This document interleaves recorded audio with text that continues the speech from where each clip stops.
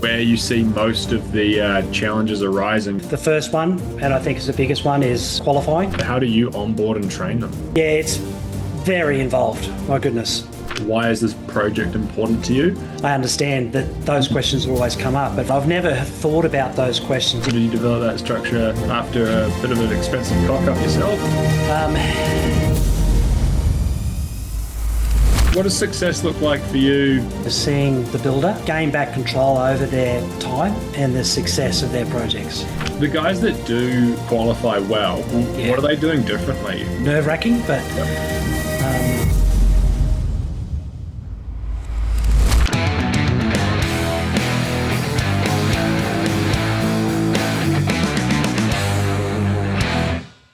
Alrighty, we are live. Hello, hello. Welcome to the line. Haydn, great to have you here today. This is the Builders Ladder podcast, and I'm joined here by Haydn from Pricer-Plan. Tell us, Haydn. how are you? Good, man. Where are you based? What's Pricer-Plan all about? And yeah. Thanks so much for having me on. Appreciate being able to be involved in these networks because they're positive, working with positive-minded, like-minded people. I always find it so rewarding. And so thanks, Pete, for having me on, Owen.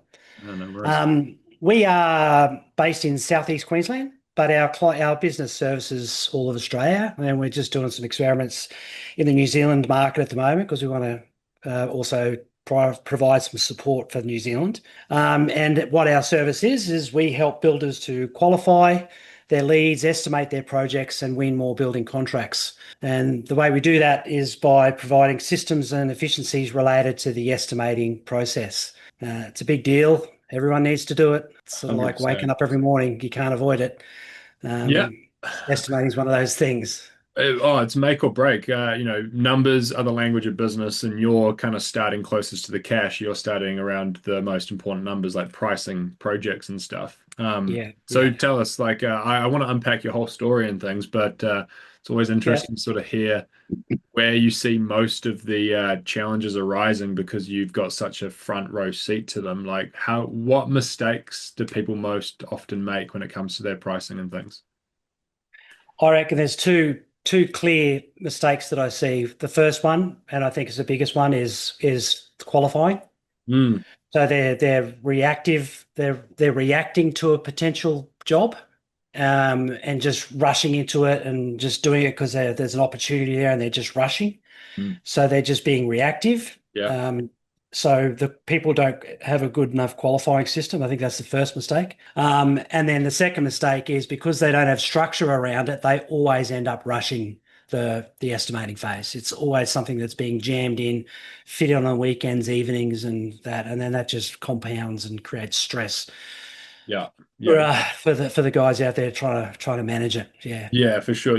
We see it so often as well. Like they take any job they can just to keep the crew together, or like they haven't invested enough into marketing, so they don't have that consistent flow. So you don't know if you're going to get 3 more leads next month, or no leads next month, or 12 leads next month. So like, oh shit, yeah, I guess I'll take this job on whatever margin. To your point, like there's a lack of structure there. They're just pulling it together in nights and weekends because it's almost an afterthought when really it's probably one of the highest leverage activities you can invest into having a process around or a partner around, because you get the pricing wrong and it's very hard to remedy it through a job. You get it right, and then it's kind of like guiding the bowling ball down the alleyway. It's like, well, we've got this right from the beginning.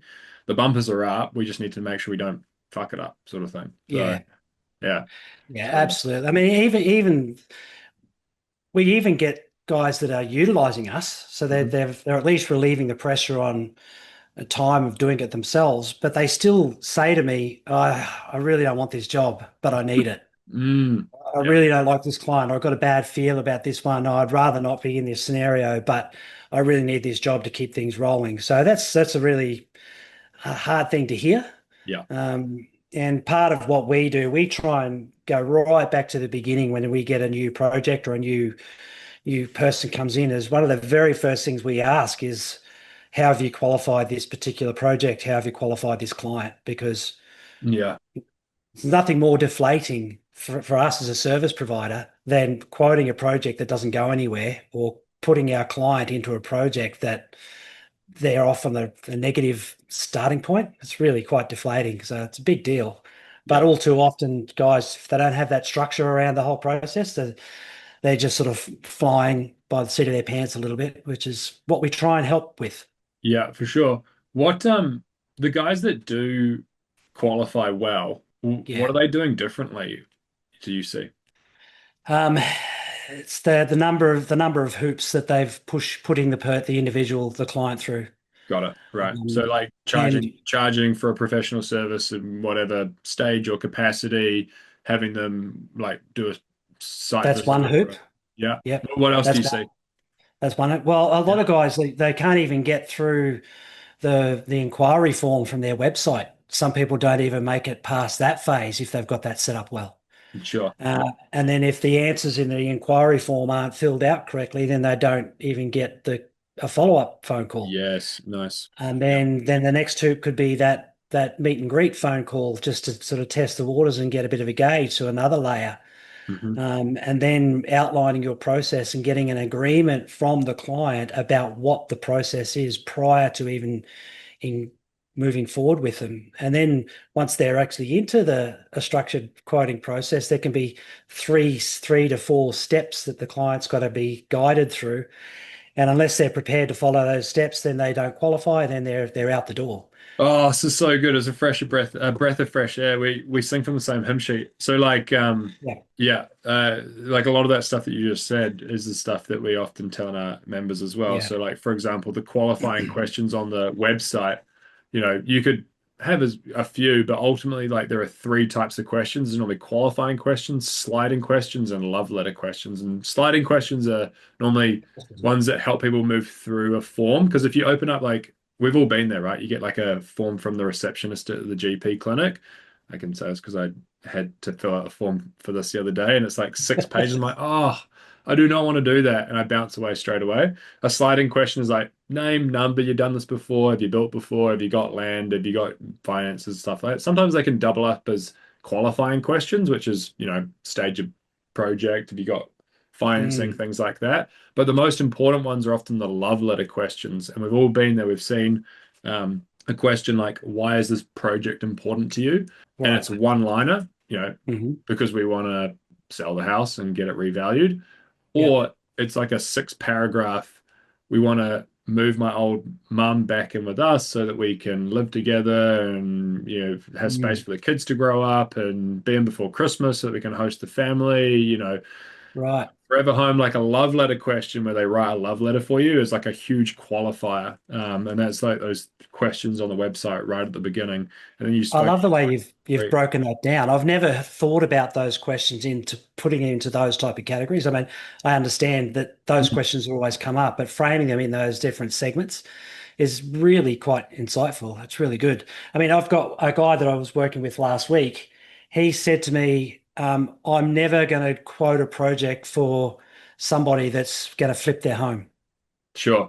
Yeah. If this is like their second property that they're just trying to get a reno done and get out the door, then that's one of his qualifiers, and that's not the type of client that he wants to work with. For So, sure. Yeah, because it's very uh, transactional, right? Like we're often yeah, the buyer, the homeowner is probably going off of like, yeah, well, I want to make X off this flip. I think the market could do it that way at this price. Therefore, I want to do the renovation or the remodel or the extension or the addition or whatever it is at this price. yeah, And they're very price sensitive. We're probably looking at a different type of the market versus somebody that this guy might want to build for, forever home buyers or, yeah, empty nesters or something like that. Yeah. yeah, yeah. It slips them into this like mindset and approach that's more of a developer. Mm, And I think if you put the love questions in front of a developer, um, it would be a love of money. yes. Yeah, for sure. Yeah. And, hence, I'm not sure how people feel about the developer mindset, but we find it a pretty hard one to work with typically. Yeah, totally. So identifying that stuff is important. So I massively subscribe to these like qualifying hoops. Couple of stages. We talk a lot about like micro commitments. So you can't control the person, only the process. You've got to Yeah, get somebody to walk through the process and understand the steps they got to go through. yeah, And each step you take them through increases the win probability. Otherwise, you get to the end of the sales or pricing process, you put $1 million quote in front of somebody and they say, take me for dinner first. Like, like jeepers creepers, that's a big number. But Yeah. if you've Yeah.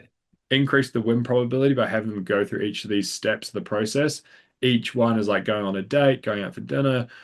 So by the time they see the $1 million, it's like the natural logical step in the method. It's like, oh yeah, well, I mean, like I didn't really have any other options. I'm going to build with you, or yes, I knew that was going to be the ballpark, and it's just above it, just below it, right in the middle of it. Yeah. It's a lot more Yeah. palatable decision to make. Um, so good. That's So right. I'm Yeah. curious. If I could Oh yeah, add to you. that, sorry. Yeah, Yeah.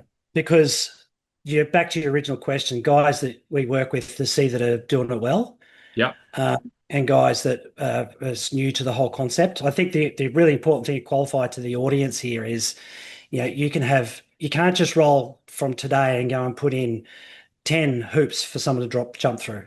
mm, You've got to have all of your systems backed up to support that process as well. So implementing the guys that have got a really good sales pipeline and they've got a good marketing system, they've got good administration and estimating support, they can more confidently say no to people and get rid of them. yes.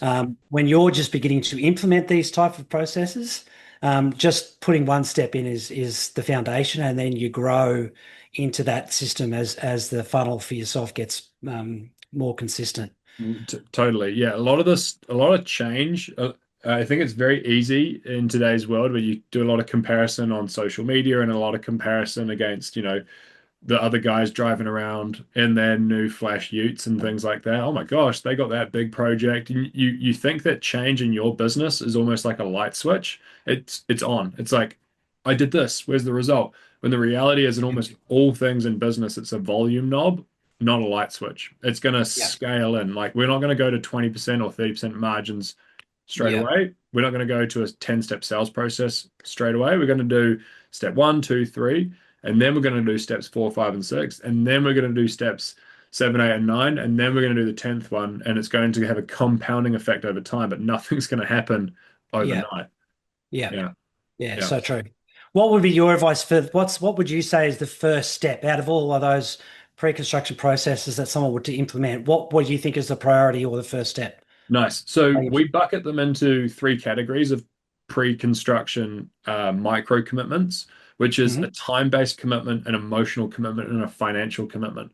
So Mm. normally the financial commitment is the hardest one to implement because you can't, like you said, with all the process, without all the process and things, or the steady flow of leads, just say it it costs this and it's going to cost you that for us to even price it. You Yeah. can't just go and charge for a quote in a world where everyone gives free quotes or charge for your Yep. professional service without justifying the why.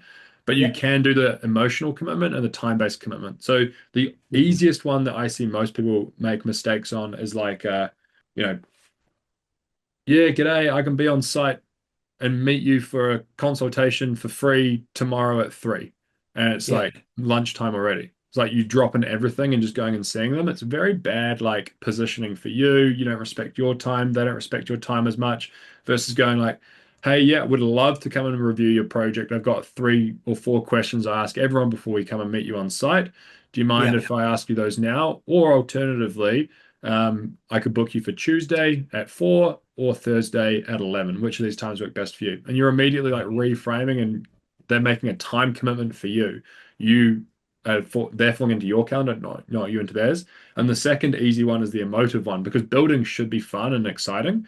So even just going and getting all your supplier brochures and making it Mm. tactile and tangible versus just like vague and esoteric. Oh, we could kind of do this, we could kind of do that, we could kind of maybe come around and do some stuff.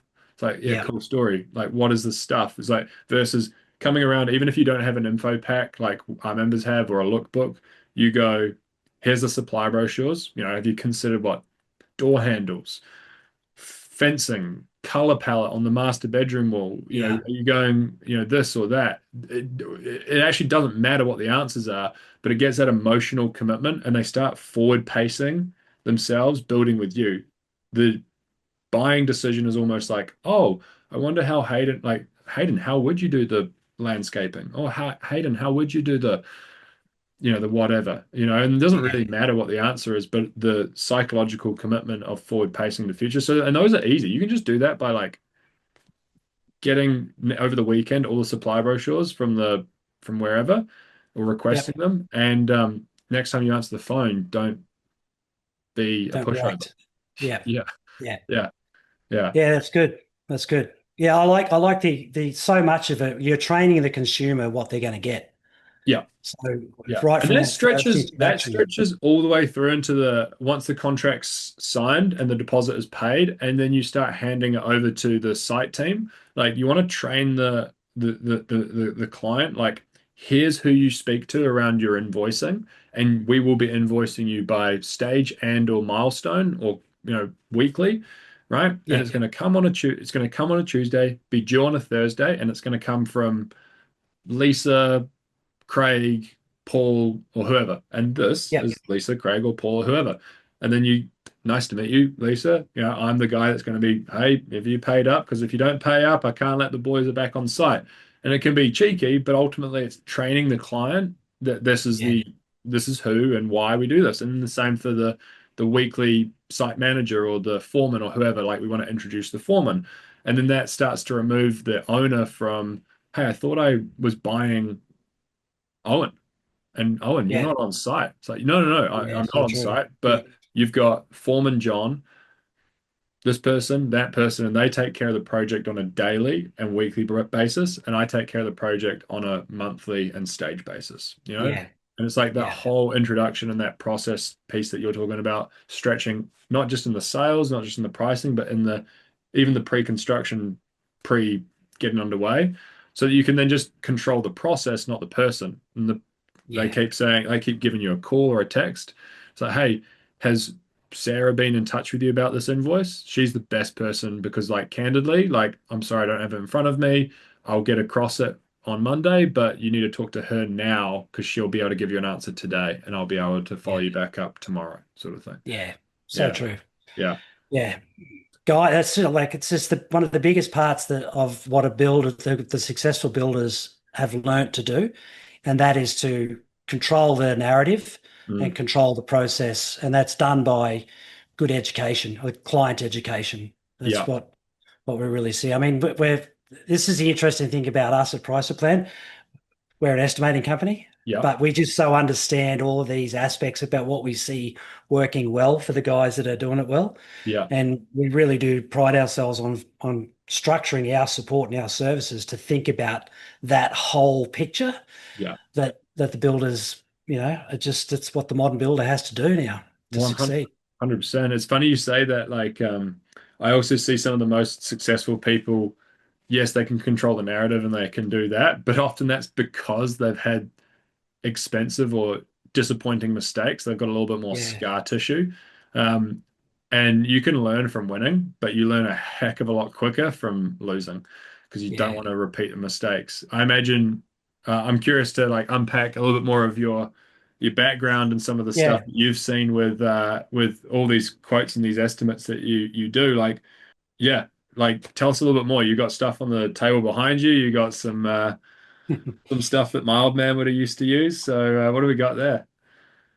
Well, these are my dad's, my father's hand tools. So my Oh, dad, right. my dad was actually a preacher. No way. Um, but whenever his spare time was, his passion was building things and making furniture, and I was always doing that with him. So my love of woodwork and projects and creative carpentry really did come from my dad, which I'm Yeah, thankful for. that's cool. But funny enough, I at school I only did well in two subjects. One was woodwork, Yeah, and the other one was geometry. Like I was shit at maths, but I was really good at geometry. Like I got so one exam I ever got 100% was when we did geometry. yeah. So Wow. that would make you naturally think that from school going into carpentry was just, the right pathway for me, wouldn't you? Uh-huh. No. Yeah, I Okay. did nursing. I did nursing. No way. Yeah, right. Yeah. Wow. Bizarrely, yes, I did nursing. It was a period of time when the government was really pushing everyone had to go to university. They were introducing that higher education HEX debt. Okay. Yeah. The government was just introducing that scheme. So therefore they were just trying to push as many people to university. So Yeah. I ended up going to university and did nursing and traveled, and it was handy for me when I was traveling. I lived Yeah. overseas for a bunch of years, and it sort of was pretty good, So good. Nice. So good way to travel and work. how did you eventually then get into estimating, or is there a step between nursing and estimating, or like what happened there? Oh, there's so many steps, Owen. Um, How long we go? Yeah, maybe we don't have time. But okay, what are the highlights then? What's the laundry list like? You go from nursing then to um, what? so I hated nursing. Sure. It was good to pay the bills, but I traveled a lot and, you know, would fall back on bar work, most commonly worked on yachts. Um, but and I ended up in Canada for a few years. And whenever I would have a bit of a gap or a friend would say, oh, my door's broken or, they need some handrail replaced or something, I'd go, oh, I can do that. I can do that. So I Yeah. was always just drawn back to doing it. Sure. Um, Eventually ended up working in the film industry in Canada, building Right. props and sets Yes. for music videos. That was super fun. So again, just kept falling back on the tools and working with my hands and particularly the creative stuff. Yeah. Um, and then moved back to Australia and was working in the film industry in Australia. But whenever there was a gap between the films, I would be building decks or doing stuff for people. Nice. Um, and then had a point where I knew the film industry is a pretty tough industry to grow a life and a family. And when we had our first daughter, there was a really crazy accident on a set. The whole studio burnt to the ground. I was one of the last people out of the studio, Gee. and and and the studio, they immediately started pointing fingers, and it was a trigger point where I was like, I've got to get out of this industry. Yeah. So then I started doing more carpentry work, and Nice. then got my carpenter's license, then got my builder's license, and then ran a building company for almost 10 years doing Yeah. that. And was this still in Um, Canada, or had you moved back to New no, Zealand? this is back in Australia on the Australia, sure. Gulf, up on Tambury Mountain where I live. Yeah, nice. And did a lot with my builder's license, did a lot of what we call stump and dumps. Have you Yeah, heard of that? Like how removal homes, sure. um, trucked up here and then renovating and fixing those up. I quite enjoyed that. Yeah, Um, yes, but then the transition happened by necessity because I've got hearing issues. I had to have some surgery on my ears, and the recovery from the surgery was going to be 6 weeks, and it turned into 9 months, wow. where I couldn't get back on the tools, couldn't go up a ladder. The balance was all out of whack. So quite Ah, a yeah, right. sensitive scenario, and yeah, it was a colleague just sort of suggested that while I had some downtime, well, I couldn't do the tools. Why don't you do a bit of estimating to help some guys out? Maybe it's a way to fill a gap. Mm, And it was actually right at that moment, my brain just went, that's a good idea. And I was like, actually, who wouldn't want that support? yeah, Really, when you think about it, no one likes doing it. yeah, So I just investigated what was out there in the marketplace at that time. So this is coming on to 18 years ago. There were very few estimators around, yeah, um, providing that as an option. So I just lent into it a little bit, and I did a business management course at Master Builders, and I won an award through that course. And that what I won was a full page ad in a Master Builders magazine. yeah, So I put together a bit of a business profile for this estimating business. Literally launched my business through that ad. Got one client, and now we've got 18 years later, we've got over 500 active clients around Australia that we support annually. And yeah, it's really grown into quite a thing that I'm incredibly proud of and really love what I do. Love yeah. what we provide for the marketplace. It's pretty cool. That's that's amazing. From just all those forks in the road, so cool. Yeah, Do you remember what the one page ad said? Like or do you still have it? I still have it. I think for the other day. It's in a magazine over there on the shelf. Terribly written, And way too wordy. yeah, yeah, yeah, yeah, Well, I think it just gave a bit of my backstory and just pointed out the how taking the load off the builder, providing solutions to create that relief. Yeah. and that there is an option out there, and call price your plan and we can do it. Something along those lines. Yeah. Yeah.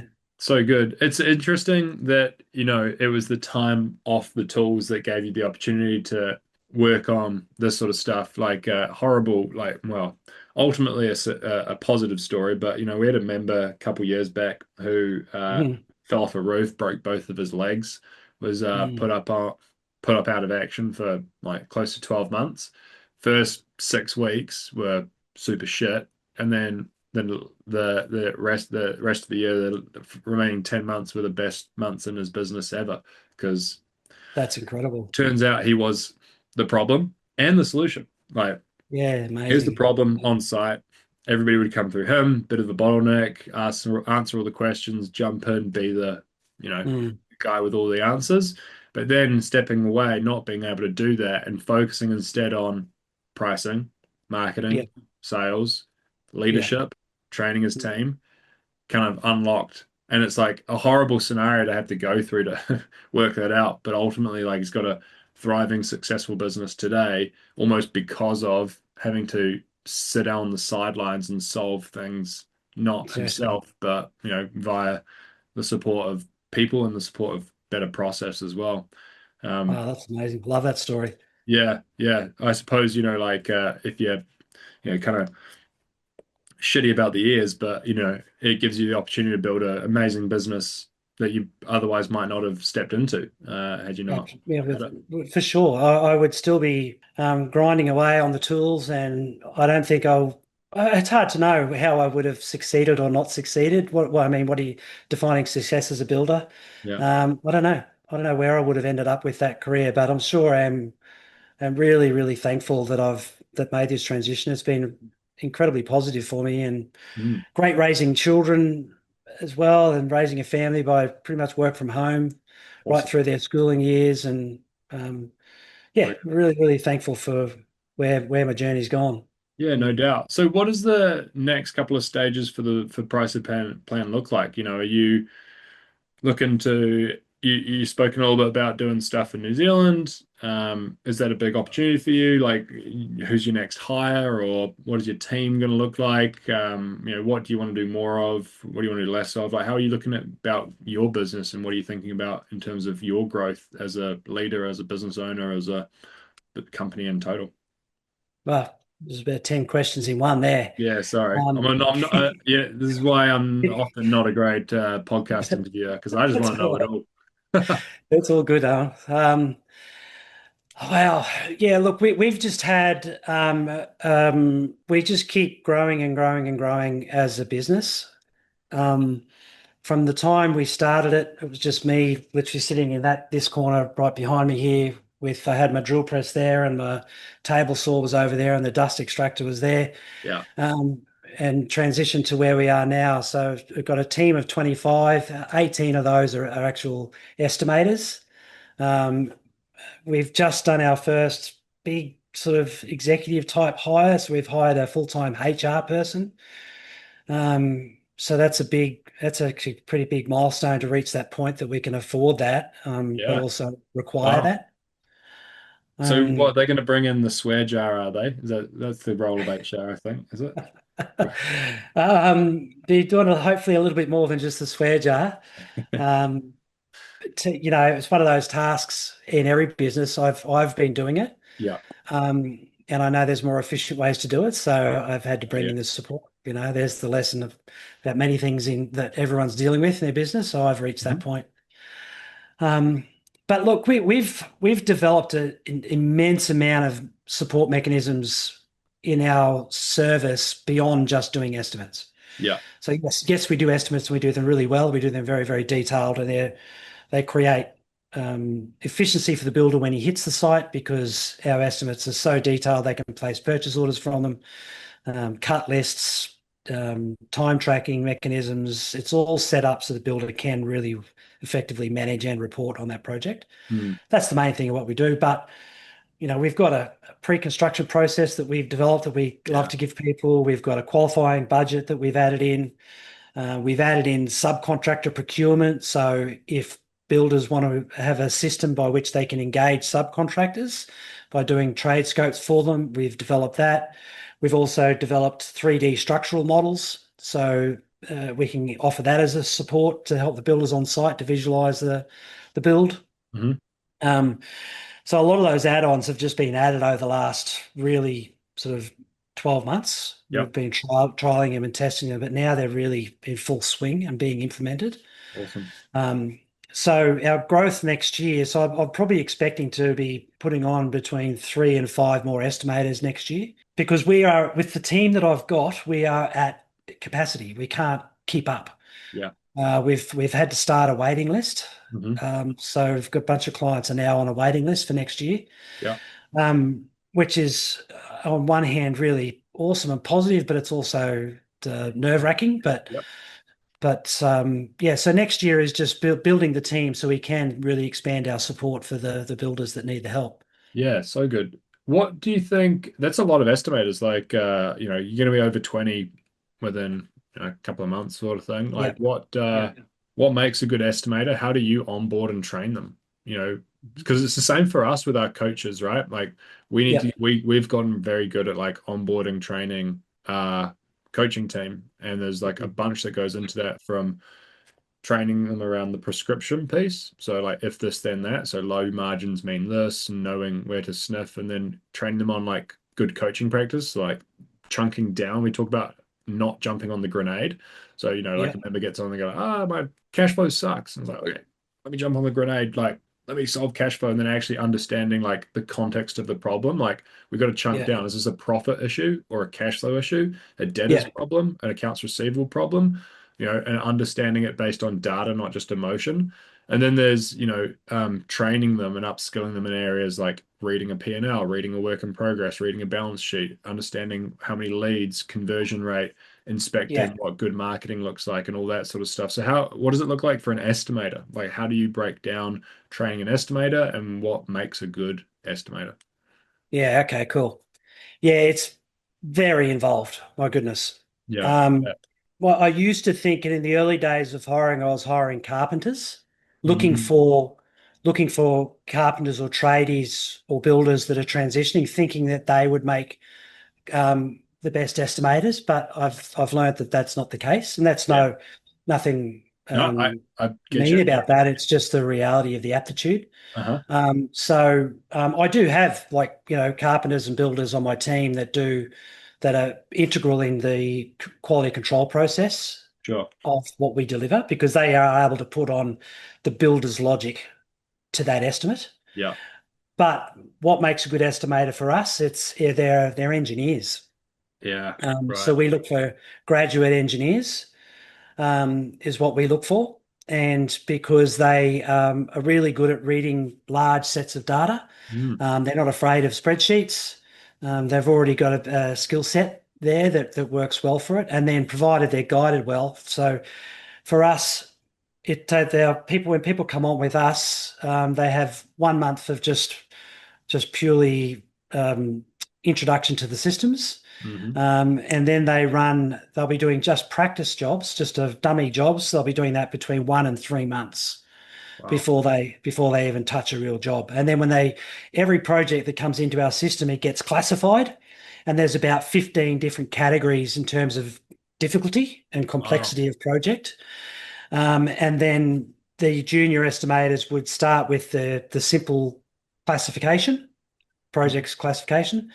And then they get those projects, and Yeah. then they're supported through, they have, multiple project checks prior to final delivery and senior review. There's a whole other topic there about how the quality control happens. But Yeah. yeah, Um, so like for our team, they're 12 months. They're still, even after 2 years, they're only touching projects about the mid-level complexity. So it's right. our estimators, not until they've been with us for a couple of years, that are they moving up into the highly detailed, highly architectural specification stuff. Sure. Yeah, So it's right. very, very structured I love it. mechanism. Yeah. Yeah, that's amazing. So these 15 categories, Hmm. they're broken down, like what goes into the complexity of a project? Like, is it literally just like whether the plans are complete or incomplete, architectural and it just being difficult to pry, like size? Like, what are some of the criteria that would differentiate a category 15 and a category 1 project? Yeah. It's the scope of work that's happening on the site. Sure. So so we get sometimes just bathroom renovations or deck extensions or a carport. They're the 1 to 2 category. Got it. And then you move through the renovations, like a bulk of the work that we do, probably over 75% of the projects we do are renovations Hmm. that we estimate. And then so they get classified depending on the complexity of the renovation. So our classification system has got another probably in about 15 categories to in terms to determine Hmm. where that project sits, and then it gets a rating Wow. right up to the highest one is probably in the architectural passive homes. Mm, They're probably in the top bracket yeah. because they're just the complexity of understanding the requirements to building architectural passive homes. So Yeah. it makes it a bit tricky. So I've got to set my senior estimating team, and they're able to handle those type of projects. Mhm. And then it sort of steps down from there. That's awesome. That's amazing. Super interesting. I love it how you've Mm. cataloged it. Like a lot of growing a business and growing a team is, setting super clear expectations, a clear progression pathway, and all that sort of stuff. And Yeah, you provide that clarity to the client so they kind of presumably can understand why stuff takes longer or shorter, and you can provide your own IP and context to it, but then also for as a team member coming on board, they kind of know yeah, what's required to elevate up their career progression as well internally. It's awesome. yeah. Super interesting. Nice. Yeah, it's pretty cool. And then we've also, like, when a project gets classified, there's already a timeline for estimating hours, revision hours, and delivery expectation Wow. based on the category. Yeah. So then our administration team, when they classify it, it automatically puts in a forecasted due date for our client, the builder. Yes. So we're really able to effectively communicate that to the builder, our client. Hmm. So then they can then turn around and deliver to their client, the homeowner. So Yes. it just passes down the line that certainty by the structure we've been able to build out of it.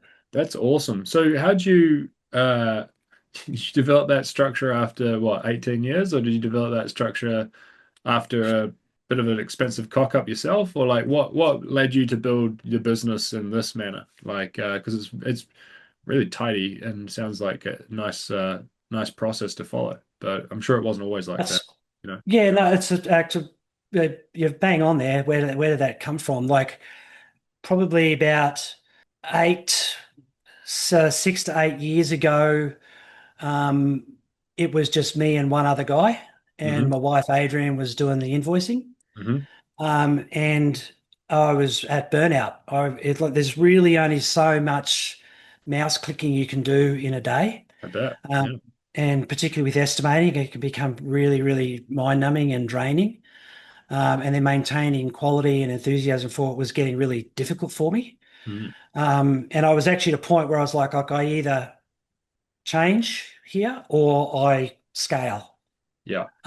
So if I'm going to scale, what does that look like? So I started just looking at that side of things, and that's actually where I really started to shine because I learned how much I love business.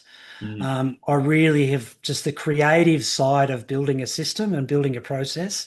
I really kind of get off on it. Yeah. It's just Nice. incredibly rewarding.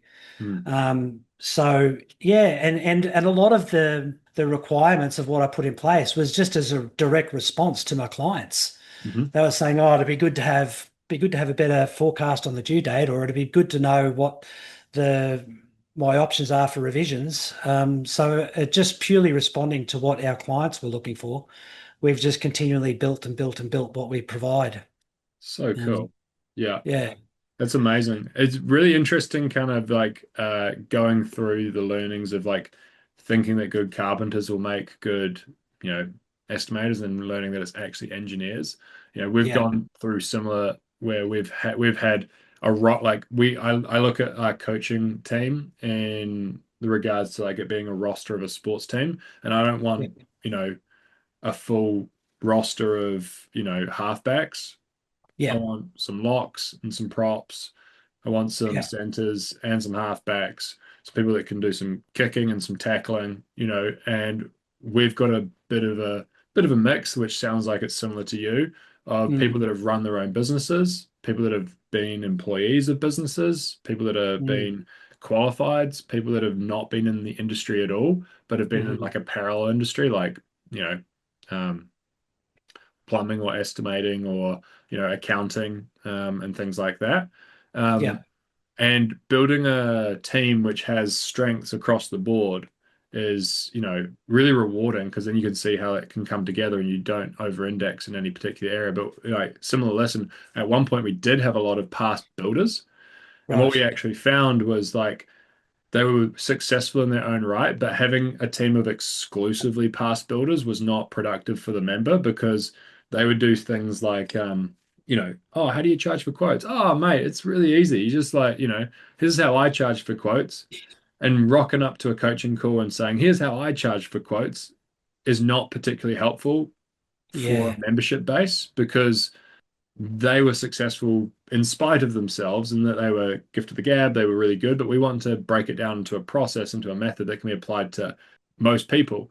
And yeah, therefore, we needed like great people, like successful builders, but then also others that could teach the process and apply it to every single member rather than just be like, oh, you just price for profit. What are you talking about? Like you just sell the yeah, contract. You just talk to the member and tell them that it's a variation and it's going to cost X. It's like no, no, no.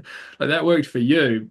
Well yeah, done, but how does it apply to everybody else? So like building that whole thing out was same for us. Like we thought it was you just want to get a bunch of like successful past business owners, but actually you don't. mm, You want a yeah, mix of people. yeah, broad, yeah, Yeah. Yeah. yeah. So Um, what does success look like for you? Is it I mean, like it sounds like you're continuing to grow and stuff, but do you define success from an impact, from a total number of prices submitted, time off? Like what does your definition look like? um, for the biggest element for success that I strive for is seeing um, our clients, the builder, um, gain back control over their time and the success Mm, of their projects. nice. If I see that as a result, that's just like that is like for me the ultimate um, Mm, fuzzy that I can get out of business. so good. I really do care about this industry as well. Mm, And on an industry as a whole, I'd love to see, what the logic and the support that we provide. I'd love to see it change the way the industry operates as well. hmm In particular, inefficiencies related to estimating. Oh It's gosh, don't get me it's started. It's it like, is the yeah, it's just appalling, and through no fault of anyone. It's just because everyone's just sort of following the people that have status taught them quo. before or Yeah. whatever. But there is the ability to really change the industry as a whole if we improve the process related to estimating, and that's Mhm. all that pre-construction process stuff that Totally. is key. Yeah. A job Um, doesn't need to be priced like five times by five different people to then yeah, either that's not right. progress or only be built by one person. Yeah, to just give someone an idea about how much it's going to cost. It's Yeah. bullshit. Yeah. Um, but then also on a personal level, I really do love being a business owner and employing my team. Awesome. Half of my team are in the Philippines. We utilize offshore support to Mhm. create efficiencies as well, which works well. But I Yep. really do care about seeing their lives improved Yep. and providing a great work environment Yeah. for my team. That is another layer of success for me that I always aim for too. Yeah. Mm. Yeah. I appreciate that. We've got a large team in the Philippines, and it's incredibly rewarding seeing them succeed, giving them opportunities that they otherwise wouldn't have been able to achieve. And Yeah. going and visiting them, we've got our next session with them booked in March next year. We're going to see them in Clark, which I had never heard of before in the Philippines. We've done our stuff elsewhere when we've gone and seen them, but it's just north of Manila, Clark Air Force Base. It's like Okay. kind of like the party town apparently of the Philippines. They chose it, not us. They chose to go there. Right. So that'll Well, be that's cool because we're going over to the Philippines in January. oh awesome. Nice. Yeah. Yeah. So I've taken all my Australian team, of which some of my family, as you know, my wife and my Yes. daughter work in the business with us. Also, my sister-in-law Oh, so and good. brother-in-law works for us as well. Yeah. So we take in all of our Australian teams. Some of our family are in Canada. They work for us Yeah. as well. Yeah. And we're all going over to Palawan, which is an Oh, yeah. island south. Yeah. Yeah. Yeah. Is that where El Nido Oh, is? Panglao we're going. Sorry, not Bangor. Palawan. Sure. Panglao. Sure. Yeah. So good. Oh, it's gonna be great. It's such a beautiful part. So when I went last time, we were in Cebu, and there was Okay. a typhoon or a tornado or a cyclone or whatever they're called in that part of the world, came Typhoon, they through. call them. Yeah. Typhoon. And we got evacuated. Like, kid you not, like we were the last plane out of Cebu. And then we went back to Manila and we are like, well, don't really want to go home, like still on holiday, quote unquote. So we went down, drove from Manila down to Batangas and then caught a ferry across to a place called Porto Galera and did the most incredible snorkeling I've ever done in what is like the locals tourist spot. And it was amazing. Like I got nothing bad to say about the Philippines. Like the people, the food, like the tourism, all the stuff that goes on, like so much fun. So, I love the fact that we're able to sort of like go and see them. It sounds like you're gonna have a great time as well. So, Yeah. I'm so good. really looking forward to it. Love our team and love not just the Philippine team, but the whole team. Our our carpenter builder guys that do all the quality control and the family that do admin and whatever everyone does. I just love to see get everyone together and money well spent when you can get people together and put a smile on their face. It's great. 100%, particularly when we're running like these, remote or like digital companies, when we're not all Yes. together in an office and having that shared experience, like what we don't invest annually into like office block, we distribute quarterly into meetups and get-togethers and things like that, Yeah. Awesome. so that we can sort of bring it all together. Because like when we talk to our members about this as well, like culture is an output of shared experiences. So Yes. you want to facilitate these shared experiences so that you can actually build some culture within the team. Because without Mm. shared experiences, you've got nothing to really talk about. You know what I mean? Yeah. So, Yeah. it's these sort of things that make a big difference. Yeah. Yeah. Yeah. Absolutely. So good. Yeah. Nice. Love So it. where can people find you, get in touch with you, learn more about Price Plan Hayden? Obviously, you can go to the website, pricerplan.com.au. Yeah. We're on all the socials and LinkedIn. Yeah.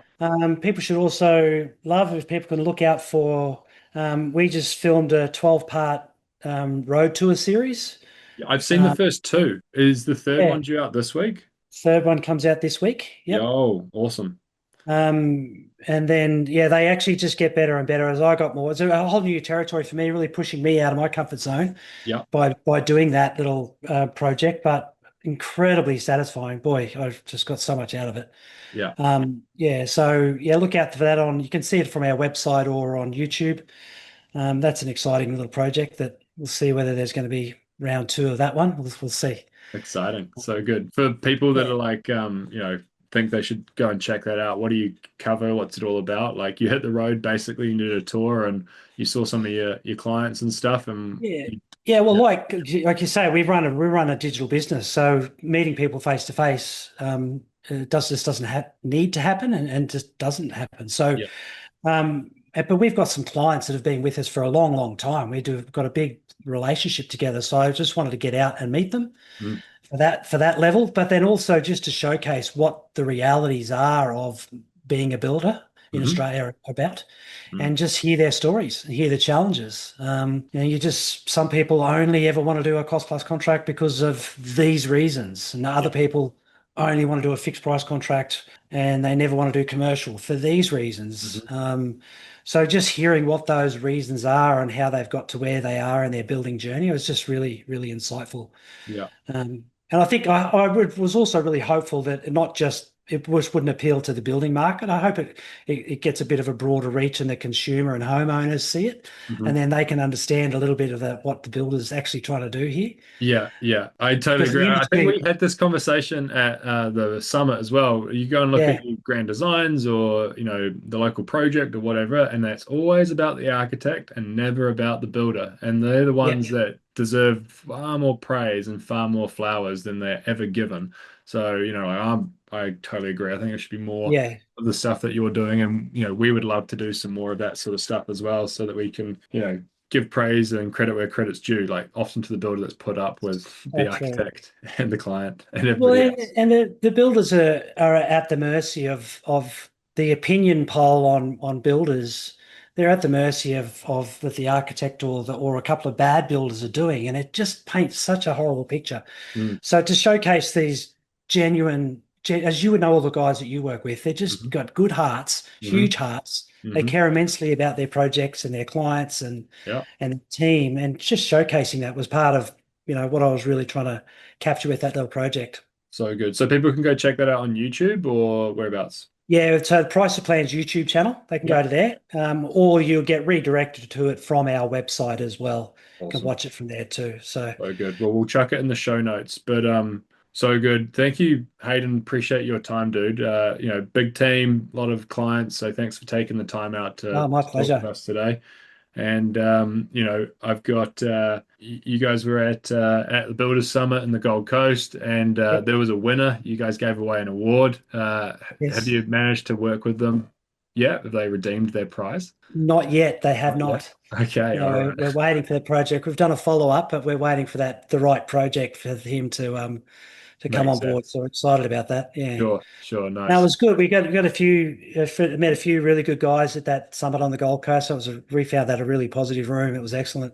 Yeah. Um, yeah, so it's quite fun. Looking forward to Love the it. next one, mate. Yeah, too right. Yeah, I think Lucy's signing the contract. She signed the contract on Friday. We're at the W in Sydney in Darling Harbour. God, you don't Okay. want to know what that costs. But Yeah. hey, I it's going to remember be you a were hell of a saying good that time. on the when we were on the Goldie, you were at the phase of trying to lock in the venue. So Yeah, yeah, it's well been done. You locked. picked the It's most been expensive secured. venue in Sydney. I don't ask me how we got here, but it's been locked. It's been secured, and now it's just the Thursday afternoon activity that needs to get locked and secured. And I think the official proper release happens on December the 1st-ish. So depending on when anybody's listening to this, go and check it out and see if you want to come along. But yeah. Anyway, That'll be Hayden, good. thank you so much. Appreciate you, my Thanks, man. Owen. And Yeah, pleasure. good luck. Thanks, mate.